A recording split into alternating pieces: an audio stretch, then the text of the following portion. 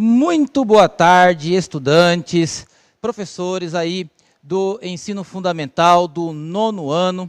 Eu sou o professor Carlos Neri e nós estamos aqui mais um dia quente, um dia ensolarado, para estudarmos história. Hoje nós estamos iniciando aí o 3º bimestre, né? E os conteúdos que nós iremos trabalhar estão relacionados aí com o Brasil e o movimento da Guerra Fria, né, que vai ocorrer aí depois da Segunda Guerra Mundial, 1945, até arredondando aí 1990, e que vai fazer a polarização ideológica no mundo aí entre os países capitalistas e os países comunistas, ok? Então, o tema da nossa aula de hoje já está aí na tela para vocês. Será a ditadura civil-militar e os processos de resistência contra a violação dos direitos humanos. É a aula 1, a primeira parte dessa aula. Momentos complicados aí do nosso país, momentos tensos, tribulosos, né? Eu lembro que eu errei a palavra problematização, né? Estou treinando, então, tempos tribulosos, né? De muitas tensões e agitações, ok? Então, para nós iniciarmos a nossa aula, nós já vamos partir para as nossas habilidades. Vamos lá? A habilidade que nós iremos trabalhar hoje, a habilidade 19 do currículo paulista, é identificar e compreender o processo que resultou na ditadura civil-militar no Brasil e discutir a emergência de questões relacionadas à memória e à justiça sobre os casos de violação dos direitos humanos. Lembrando que aí é a primeira parte, ok? Identificar e compreender o processo político que resultou na ditadura civil-militar no Brasil. Esses são os nossos objetivos. Analisar o contexto político e econômico da década de 60 e compreender as discussões ideológicas desenvolvidas no contexto da Guerra Fria. Ok? Então, gente, nós trabalharemos aí toda essa questão do início da ditadura civil-militar e nós iremos desenvolver todo esse conteúdo e as habilidades necessárias para o desenvolvimento aí de vocês, estudantes, ok? Vamos colar aqui na lousa, vamos ver o que nós temos preparado aí para que vocês possam compreender desse período, ok? Na lousa, vamos lá, questão de... ok? Que é uma questão problematizadora, né? Nós sempre iniciamos as nossas aulas com essa questão da problematização, que são aí a coletânea de dados, né? Nós vamos colher os dados acerca aí dos conhecimentos prévios que vocês já possuem em relação ao conhecimento histórico, ok? Então, a nossa questão disparadora, ela está na seguinte questão que está na tela. O que foi o golpe civil-militar de 1964? O que foi o golpe civil-militar de 1964? 1 minuto aqui no chat, quero ver bastante participação, ok? Pode aí dizer aí o nome da escola que você está estudando e nós vamos valorizar aqui você, a sua escola e as habilidades que vocês estão trazendo para nós, ok? 1 minuto, o que foi o golpe civil-militar de 64?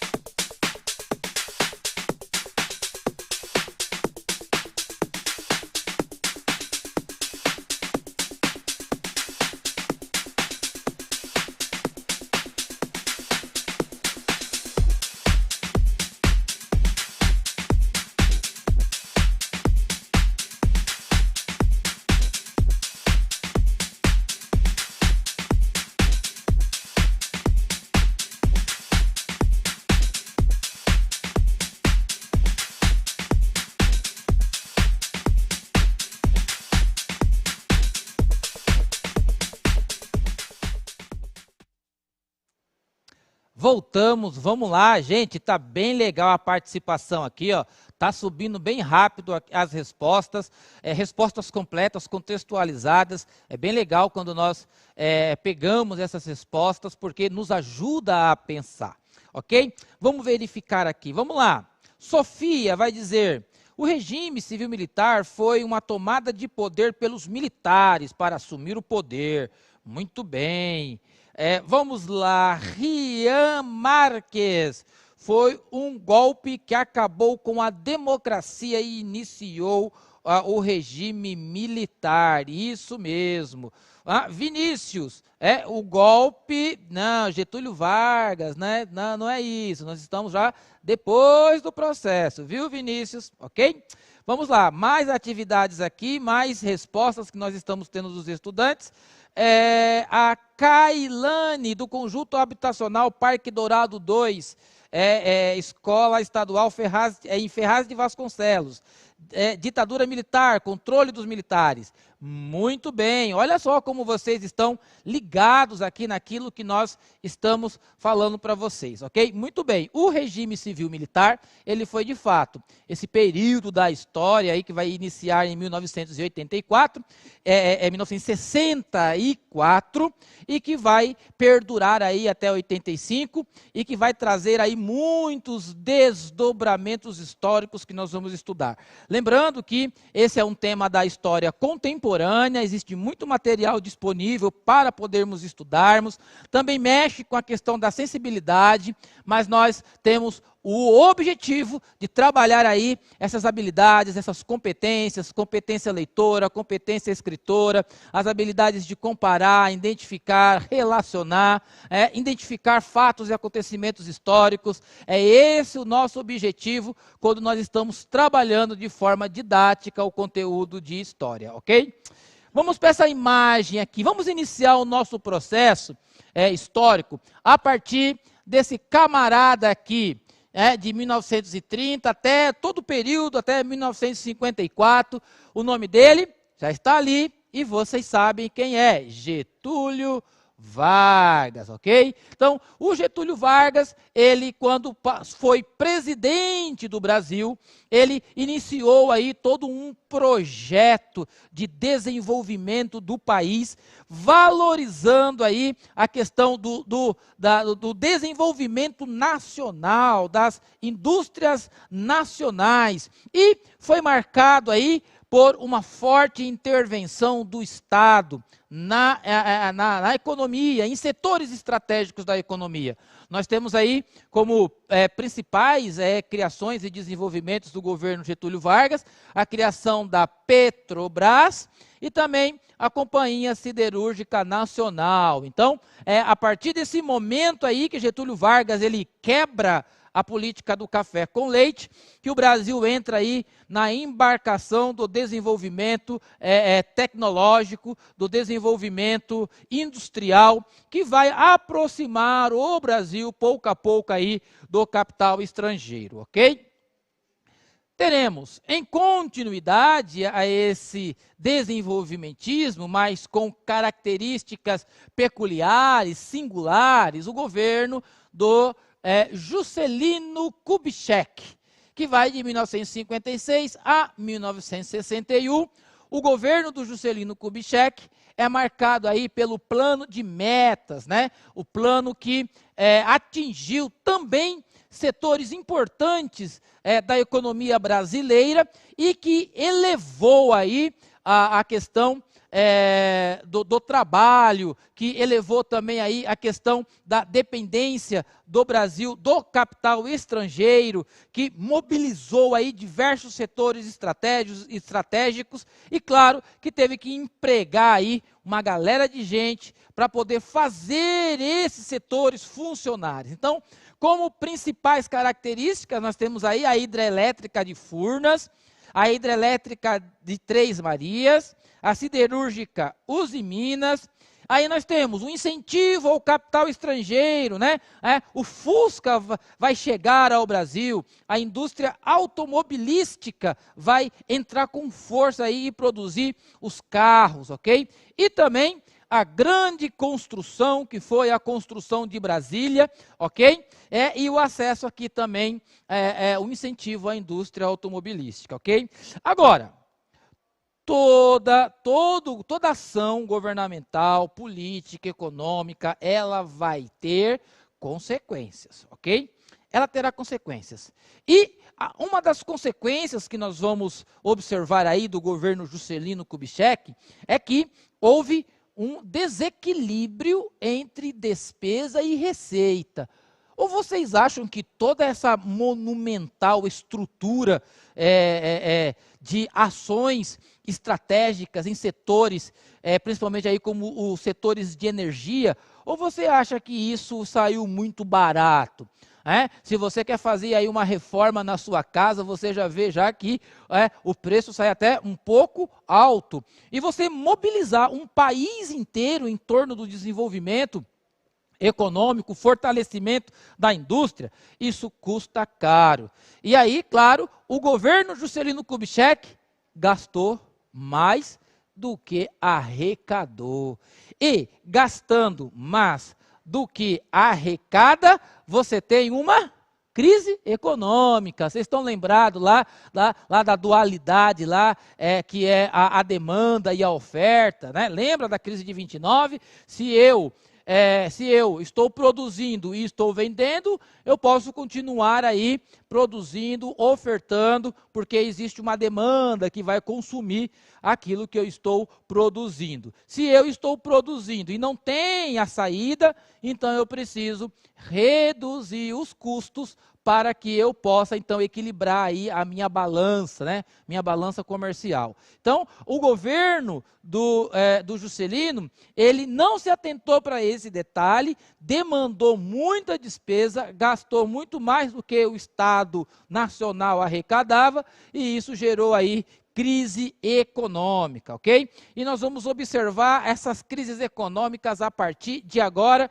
com as nossas atividades. Vamos lá? Na tela para vocês, vamos ler esse pequeno texto. O ousado plano de desenvolvimento econômico do país, projetado por Juscelino Kubitschek, provocou desequilíbrios entre a receita e a despesa do Estado brasileiro.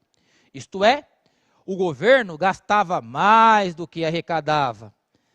Para sanar esse problema, Juscelino realizou empréstimos, ação que acarretou o crescimento da dívida externa e da inflação, provocando aumento dos preços e desvalorização dos salários, assim como a diminuição da oferta de empregos. Os problemas relacionados à economia produziram uma intensa mobilização popular e o crescimento sucessivo das greves e das tensões sociais. Ou seja, o negócio não está ficando bom, o governo está perdendo a mão aí da economia, e aí a população já começa a reivindicar, de fato e de direito, os seus direitos, ok? Viram aí uma das características aí do final do governo de Juscelino Kubitschek? Vamos lá ver o que nós temos mais para produzir. Vamos lá. Quem são aqui esses personagens que estão na tela? Quem são essas figuras? Foram presidentes do Brasil. Nós vamos ter aí, né, após o governo do Juscelino, o governo de Jânio Quadros, né, em 1961. Foi um governo conturbado. Muitos acreditam aí que o Jânio Quadros tomou medidas erradas, impopulares, e aí a pressão sobre ele aumentou de uma maneira tão exorbitante que o seu governo durou 206 dias, 6 meses e alguns dias, e ele renunciou à cadeira de presidente da República. Para combater a inflação, o Jânio desvalorizou a moeda, perigo, hein? Desvalorizou a moeda e retirou os subsídios monetários do petróleo e do trigo, gerando aumento dos preços, gerando aí uma inflação. Se a moeda está desvalorizada em relação ao dólar, se o dólar está mais caro, isso afeta aí também a questão dos preços, ok? E aí, quem assumiu a cadeira de presidente momentaneamente, porque o vice-presidente João Goulart estava lá na China, foi Ranieri Mazzilli, um governo aí de 13 dias, enquanto o vice-presidente João Goulart viesse da China, e aí ele assumiu o país após a renúncia de Jânio Quadros por 13 dias. João Goulart, vice-presidente, estava em viagem à China. Mas, quando ele volta, quando João Goulart volta, problema. Os militares, a alta cúpula militar, não aceita que João Goulart assuma a cadeira de presidente da República. E isso porque havia-se no ar já uma mentalidade construída de que o João Goulart, ele estava alinhado, mais ideologicamente, ele estava alinhado ao comunismo. Olha só, nós estamos dentro do contexto da Guerra Fria, a polarização ideológica. De um lado, a União Soviética, a União das Repúblicas Socialistas Soviéticas, e do outro lado, nós teremos aí os Estados Unidos guiando aí o bloco capitalista e a União Soviética guiando o bloco comunista.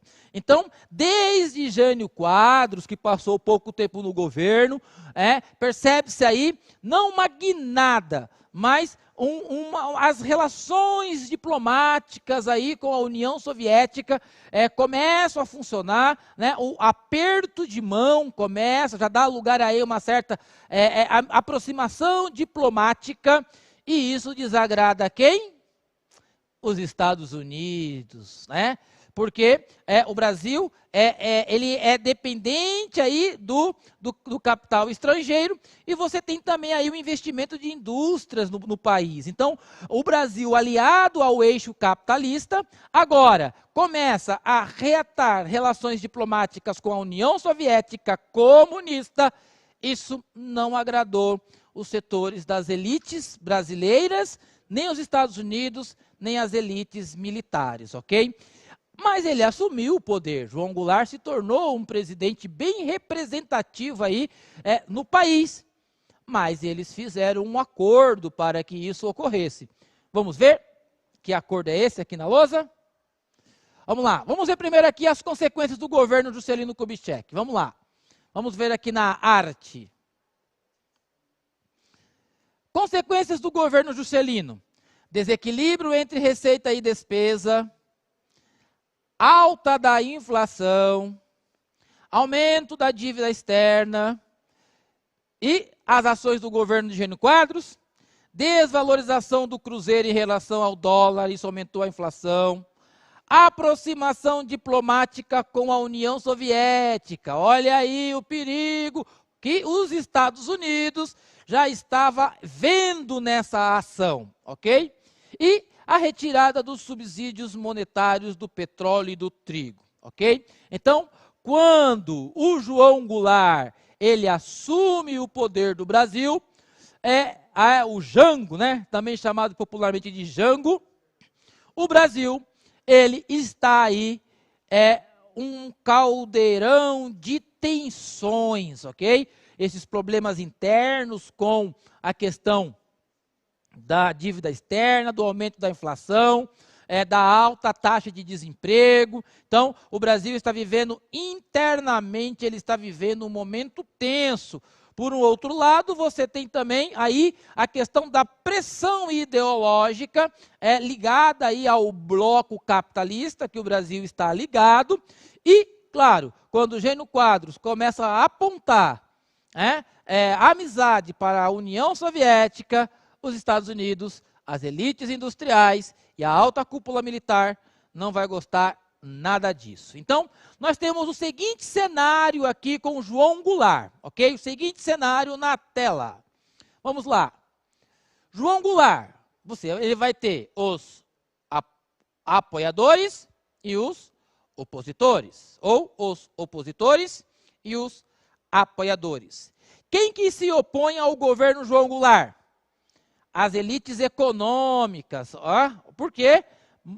Propostas muito populares.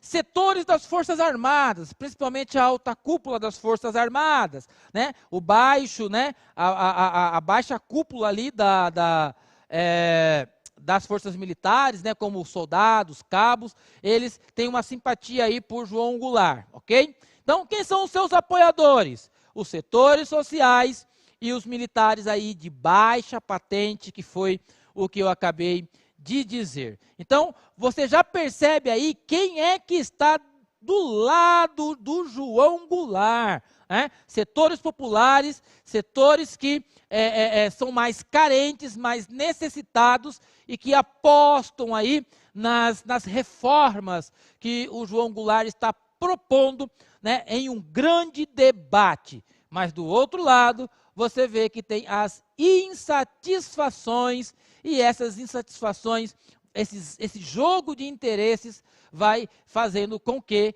haja tensões políticas e tensões econômicas também, ok?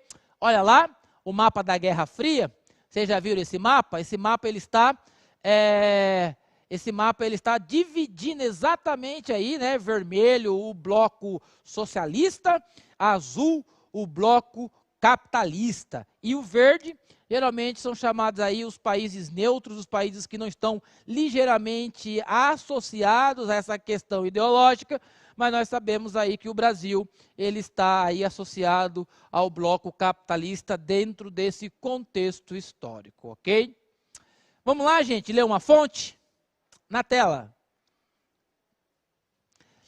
Ata da 160ª sessão ordinária vespertina da Câmara dos Deputados. Crise deflagrada com a renúncia de Jânio Quadros ao mandato de presidente da República. O deputado Valdir Simões transmite apelos de presidentes de sindicatos de marítimos e portuários aos chefes militares em defesa da Constituição Federal e da posse de João Goulart na presidência da República. O deputado Pereira Nunes relata comício ocorrido na cidade de Niterói, Rio de Janeiro, em defesa da posse de João Goulart. Os deputados Nelson Carneiro, Aurélio Viana, Clemen Sampaio, Pereira da Silva e Osmar Cunha encaminham a votação de requerimento de adiamento da discussão do projeto de resolução 27/A de 1959, que modificou o parágrafo 3º do artigo 182 do Regimento Interno, permissão de subemenda à proposta de emenda constitucional 16/61, parlamentarismo. O deputado Pereira da Silva ainda apresenta requerimento para que sejam tomadas sem efeito as prisões do Marechal Lott e de oficiais que se posicionaram contra o impedimento da posse de João Goulart. Nesse texto aqui, nós estamos observando que aquilo que eu já havia falado para vocês, né? Nós iniciamos essa discussão. João Goulart assumiu a presidência do Brasil, mas eles fizeram um acordo.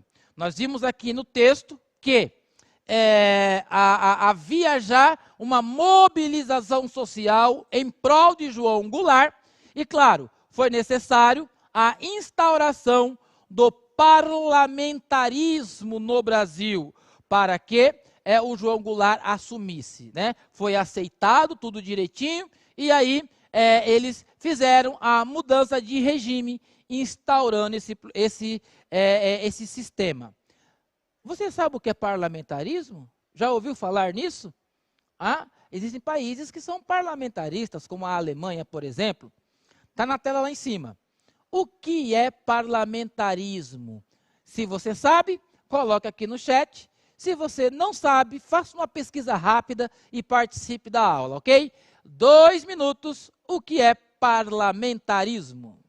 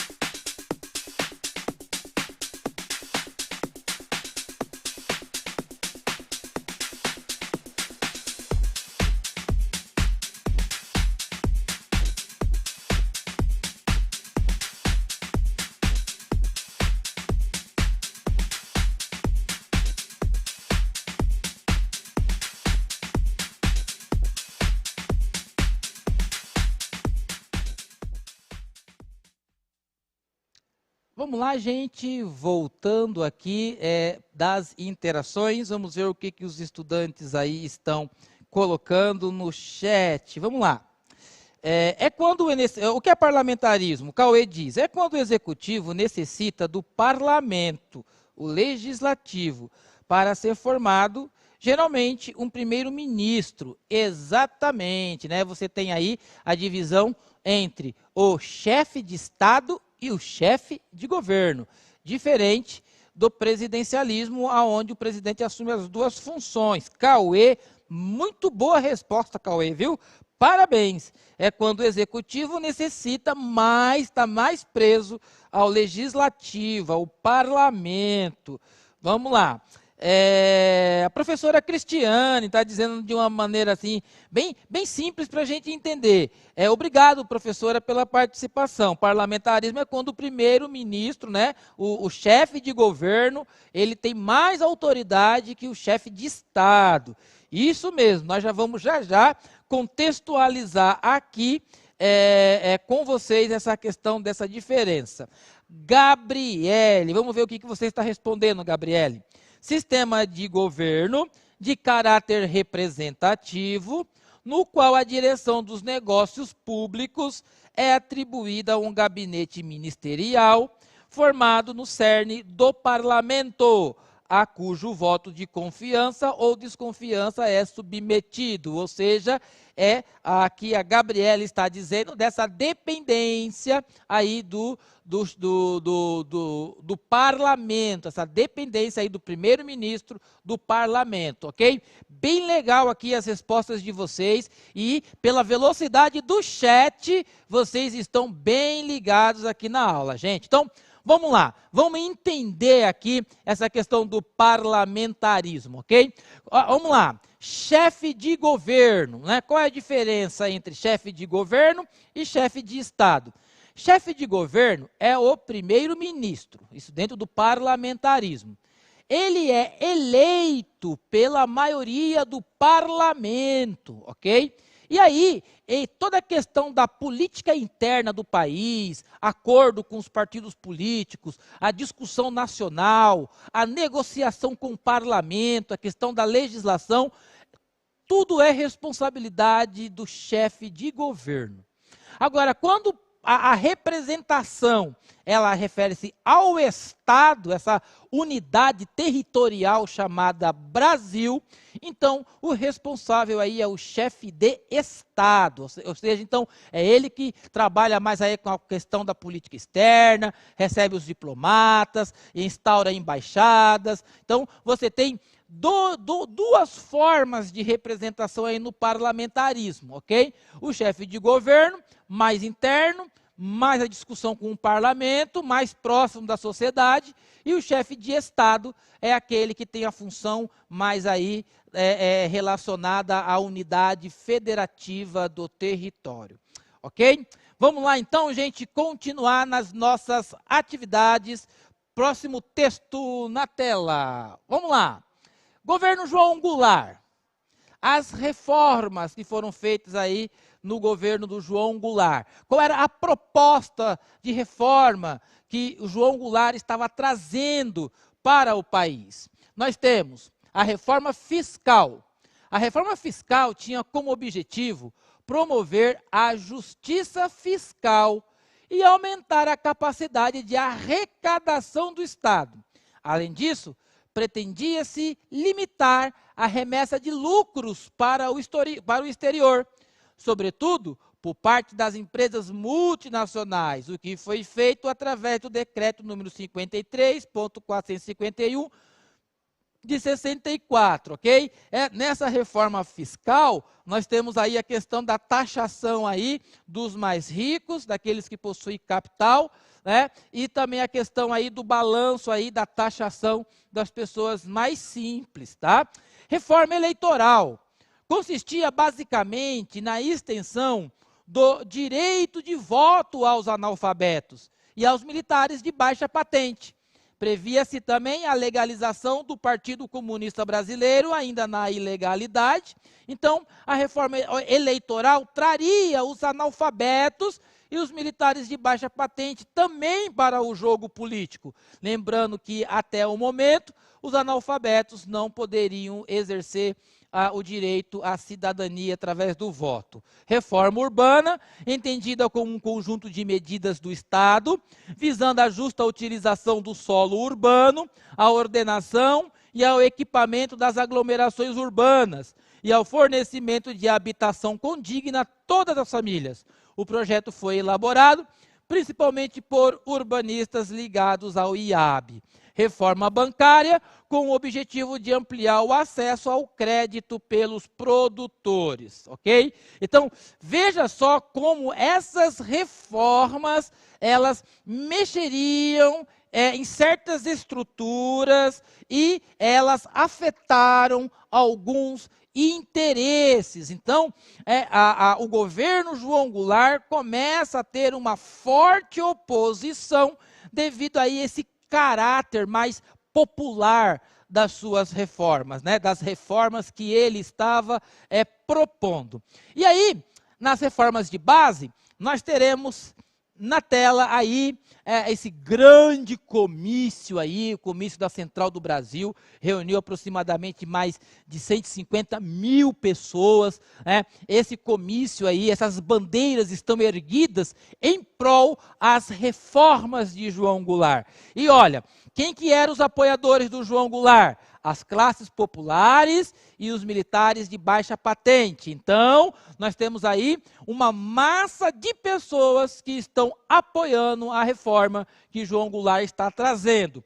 Quais são essas reformas? Reforma agrária, reforma educacional, principalmente na questão da falta de vaga nas universidades, reforma fiscal, reforma urbana, reforma eleitoral. Talvez aí a mais complicada, né, que trouxe mais tensões, foi a reforma agrária, ok? Vamos lá, gente. O comício do dia 13 de março de 1964, denominado Comício da Central ou Comício das Reformas, foi determinante para o golpe civil-militar. Os conservadores acreditavam que João Goulart possuía o quê? Tendências comunistas. A posição do Brasil na América Latina e sua importância para a geopolítica dos Estados Unidos produzia um grande temor de favorecimento e facilitação do crescimento da ideologia comunista. Então, esse entendimento de que a mentalidade de João Goulart, esse entendimento de que as reformas elas tinham um caráter, né, de estar se voltando mais aí para a esquerda, para o comunismo, foi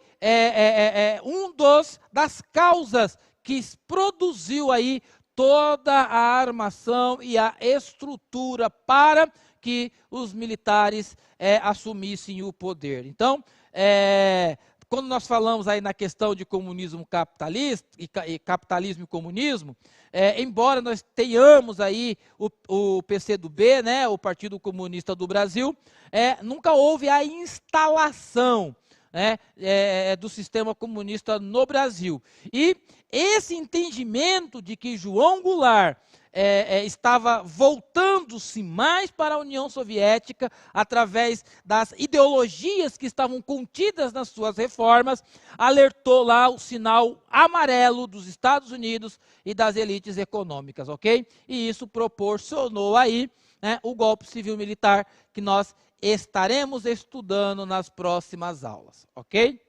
Vamos lá, gente, próximo slide. Quais são as atividades? Atividades complementares. As propostas de reforma encabeçadas por João Goulart provocaram a oposição de setores dominantes do país, dos segmentos das classes médias e de uma parte dos oficiais das Forças Armadas. Nos primeiros meses de 1964, Jango mobilizou as massas para conquistar apoio e força popular.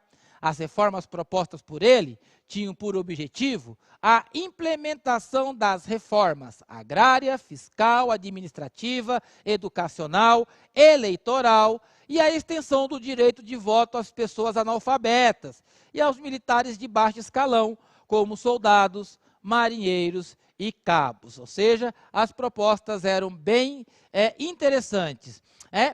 Não vai dar tempo de nós resolvermos essa atividade. Vocês poderão pesquisar aí mais sobre a ditadura civil-militar no Brasil e ainda poderemos passar a atividade para casa, que é criar os mapas mentais, organizando as informações relacionadas aos anos de 1960 até o golpe civil-militar de 1964. Ou seja, nessa pesquisa vocês vão analisar aí as informações, buscar informações e organizá-las sobre os anos 60 do Brasil, ok? Vai pegar aí o governo Jânio Quadros, o governo João Goulart, até o início aí do golpe civil-militar de 1964. Para isso, você poderá ter apoio aí dos links que está disponibilizado para vocês estudarem. Outra atividade interessante, vocês podem criar um podcast sobre o governo de João Goulart até o comício da Central do Brasil em 1964. E aí vocês podem mandar esses materiais para nós. Muitas escolas estão nos procurando e os estudantes estão agora se aplicando em colocar vídeos, com pequenos vídeos falando do conteúdo, exercendo a parte da oralidade. Então, vocês podem fazer isso, mandem para nós e nós iremos mostrar aqui, valorizar o trabalho da escola, de vocês e de seus professores, ok? Na tela para vocês podem, através do QR Code, avaliar a aula de hoje, ver aí como que você entendeu a aula, faça essa avaliação, ok? E para terminar, nós vamos aí mostrar o trabalho da estudante, O trabalho da estudante, vamos lá, gente? Produção, bota lá o trabalho da estudante, lá no final, aqui. Protagonismo juvenil, na tela, protagonismo juvenil.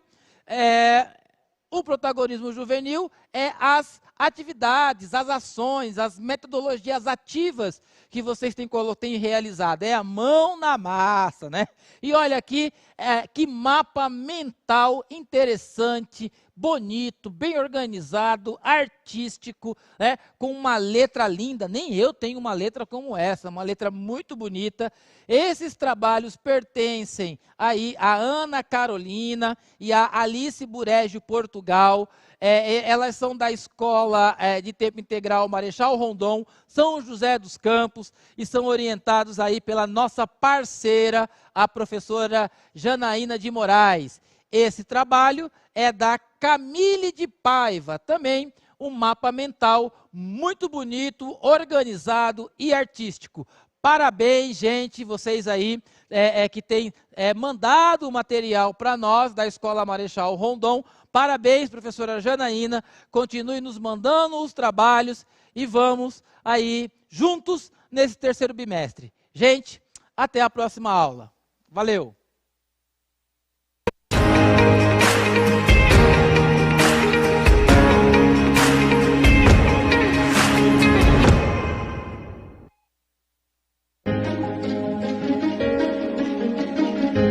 A escola pode estar distante, mas as aulas não.